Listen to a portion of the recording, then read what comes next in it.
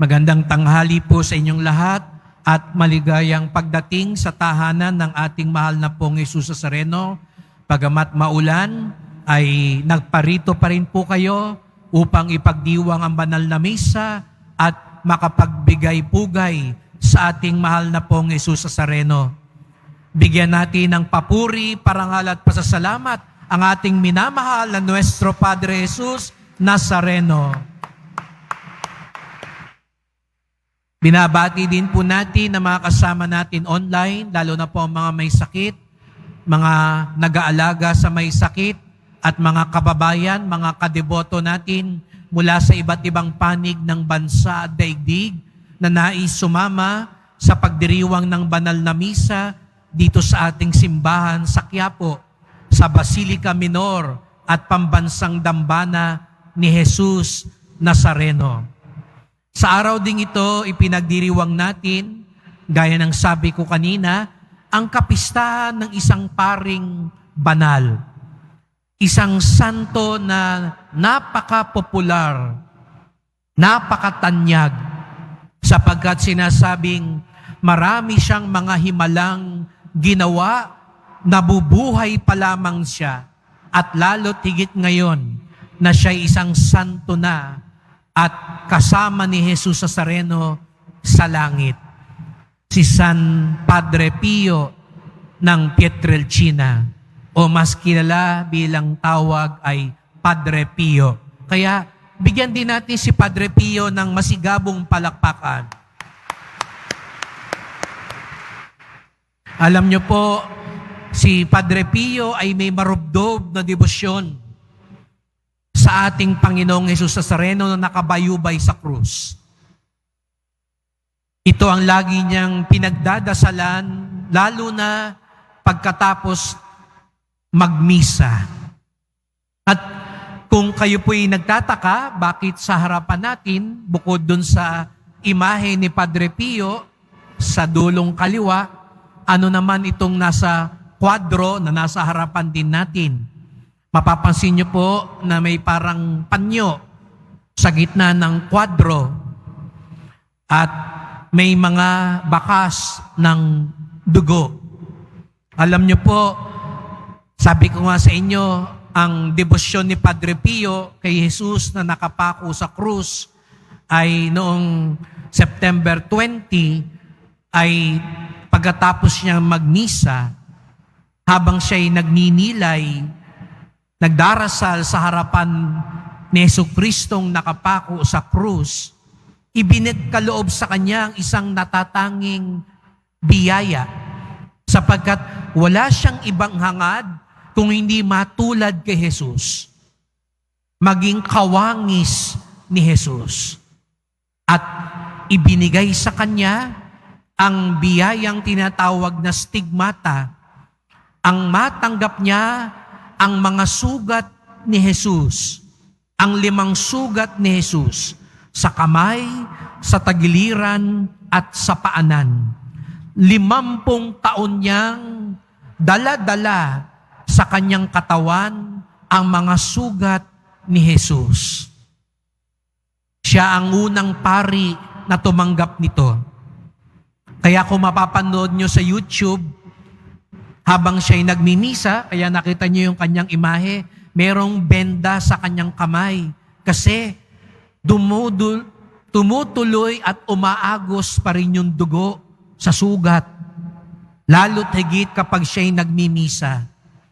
Ngunit, lalo na kapag siya'y din nagmimisa, tinatanggal niyo yung guwantes niya. Kasi nga kailangan niyang humawak sa katawan at dugo ni Jesus. Ngunit, para mapigilan yung pagdugo, gumagamit din siya ng panyo na inilalapit niya sa sugat niya.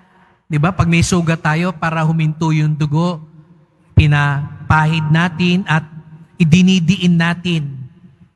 Kaya yung panyo pong yan, ang isa sa mga panyo at isa sa buong panyo pa na mayroon na relikya upang idampi sa kanyang mga sugat. At tayo po ay mapalad dito sa Quiapo na sa kapistahan ni Padre Pio ay naririto, sumasagisag din sa banal na sugat ni Jesus Nazareno. Ang panyupong ito ay iniregalo ng mga pari ng San Giovanni Rotondo, kung saan nakahimlay ngayon si Padre Pio sa yumaong Jaime Cardinal Sin, Arsobispo ng Maynila, at ibinigay ito ni Cardinal Sin kay Arsobispo Socrates Villegas na kanyang kalihim nung panahon na yon. At bagamat hindi karapat-dapat, ito naman po ay ipinagkaloob sa akin ni Arsobispo Socrates Villegas, lalo na po nung ako'y nasa Greenbelt Chapel pa, sapagkat doon ay pangalawang patron namin si Padre Pio. Kaya nga't nang ako'y ngayon mapunta dito sa Quiapo, kasama ko siya upang ibahagi ko din sa inyo ang biyaya na nagmumula kay Padre Pio. Mamaya po, pagkatapos ng misa, magkakaroon tayo ng pagkakataong magpugay sa relikyang ito. Pero mga kapatid, huwag lang nating isipin na ito'y tungkol lamang sa paghihirap at pagpapakasakit ni Padre Pio. Hindi ko alam kung naisip nyo, baka iba sa inyo siguro sinabi, sana ako din. Di ba merong iba? Sana all.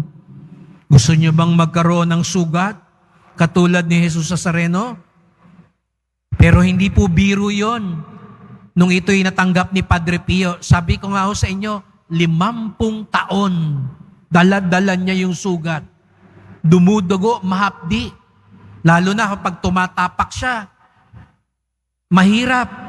Kaya nga, ito ay sumasagisag din ng pakikiisa niya sa paghihirap ni Jesus Nazareno.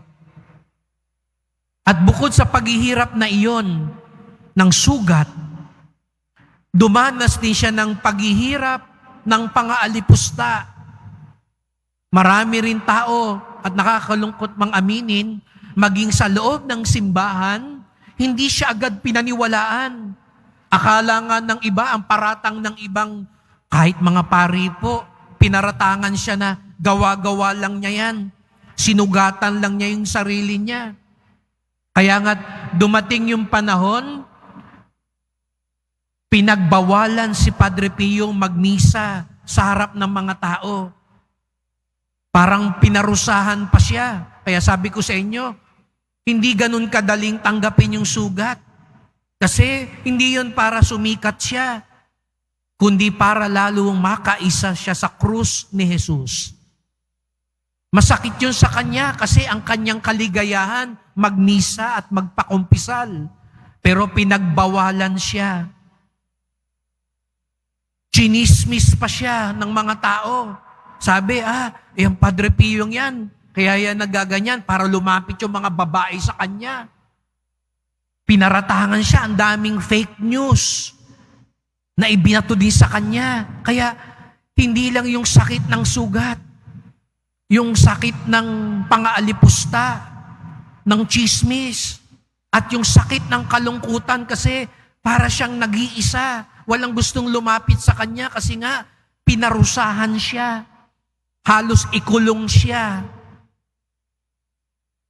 Alam niyo raw po, matapos ng 50 taon nung siya'y namatay, laking gulat ng mga tao, laking gulat ng mga kasamahan niyang pari, nang tinanggal yung benda,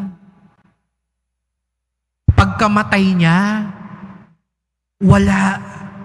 nawala lahat yung sugat. Napakakinis. Sabi nga nila, nung kamay, tagiliran at paanan ni Padre Pio, ni peklat wala.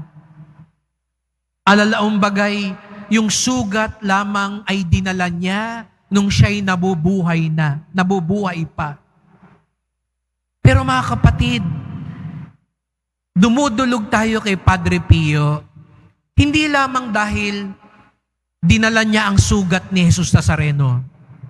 Dumudulog tayo kay Padre Pio, hindi dahil sa mga sakit at hirap na dinanas niya.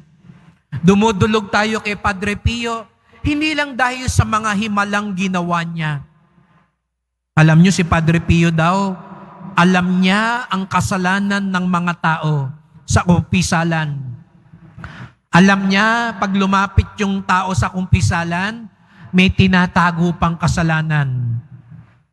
May ibang tao kasi pag nangungumpisal, hindi kinukumpisal lahat. May tinatago kasi nahihiya. Pagagalitan pa niya, sabihin niya, meron ka pang hindi sinasabi. Meron ka pang tinatago. At alam din ni Padre Pio, kapag yung nangungumpisal, hindi talaga nagsisisi. Kaya sasabihin pa niya sa iba, alam nyo, may pagkamasungit din si Padre Pio, no? Kahit santo, mga santo, parang tao din. Sasabihin niya, umuwi ka na, saka ka na bumalik pag talagang nagsisisi ka. Hindi ka pa lubos na nagsisisi kasi uulitin mo pa yan pagkatapos ng kumpisal na ito. Kasi kapag nagsisisi ka raw, hindi mo na uulitin yung kasalanan. Kaya sasabihin niya, umuwi ka na. Hindi ka pa talaga handa sa kumpisal. Pero higit sa lahat, kaya tayo dumudulog sa Kanya, sapagkat ang lahat ng ginawa niya, nagbibigay buhay. Yun ang krus ni Jesus Nazareno. Hindi lang tungkol sa pasakit. Pwede tayong lahat magpakasakit. Sabi ko nga sa inyo, di ba? May mga tao nga nagpapapako sa krus eh. May mga taong naglalatigo, nagsusugat ng sarili. Pero ang tanong, nagbibigay buhay ba ito? Nagbibigay kaligtasan ba ito? Nagbibigay pagmamahal ba ito?